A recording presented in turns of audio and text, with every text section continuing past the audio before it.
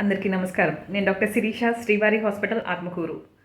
చాలామంది నా దగ్గరికి మాకు ఎప్పుడు ముక్కు కారిపోతూ ఉంటుంది, తర్వాత ఫ్రీక్వెంట్గా అసలు సంవత్సరం పొడవునా జలుబు చేస్తూ ఉంటుంది, తర్వాత నోస్ బ్లాకేజ్ అయిపోతూ ఉంటుంది, కొంచెం దుమ్ము లేకపోతే స్ట్రాంగ్ ఆర్డర్స్ ఏమైనా చాలా ఘాటు వాసన ఏం తగిలినా పదే పదే తుమ్ములు వచ్చేస్తూ ఉంటాయి. అంటే ఒక తుమ్ము స్టార్ట్ అయిన తర్వాత ఒకేసారి 5-6 తుమ్ములు వచ్చేస్తూ ఉంటాయి. ఎందుకు ఈ విధంగా వస్తుంది అని చెప్పి వస్తూ ఉన్నారు. దీన్నే ఎలర్జిక్ రైనైటిస్ అంటారు. అంటే ముక్కులో ఎలర్జీ అన్నమాట. వీటి లక్షణాలు ఏంటంటే ముక్కు తరచుగా బిగుసుకుపోవటం, ముక్కెమ్మటి నీరు కారుతూ ఉండటం, అదేవిధంగా ఎలర్జీ ఎక్కువ ఉన్న వాళ్ళకి ఎక్కువ తుమ్ములు దాటా ఉండటం, కొంతమందికి అయితే ముక్కు పద్దాక అంటా ఉండి ఇక్కడ ఒక లైన్ కూడా ఫామ్ అయిపోయింది, ఎలర్జిక్ క్రీజ్ కూడా ఫామ్ అయిపోయింది. అదేవిధంగా ఇది ఉన్న వాళ్ళకి కొంతమందికి ఏంటంటే కన్ను కూడా దురదగా ఉంటాయి అంటారు. అంటే ఎలర్జీ ఉన్న వాళ్ళకి ఏంటంటే ముక్కు ఎలర్జీయే కాకుండా కంటి ఎలర్జీస్ అంటే ఎలర్జిక్ కంజక్టివైటిస్ కూడా ఉంటుంది.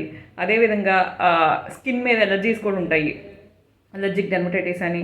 అదేవిధంగా చాలామందికి ఎలర్జిక్ రైనైటిస్ అంటే ఈ ముక్కు ఎలర్జీ ఉన్న వాళ్ళకి ఊపిరితిత్తుల ఎలర్జీ కూడా ఉంటుంది అనమాట. అంటే ఆస్తమా కూడా ఉండే ఛాన్సెస్ ఉందన్నమాట.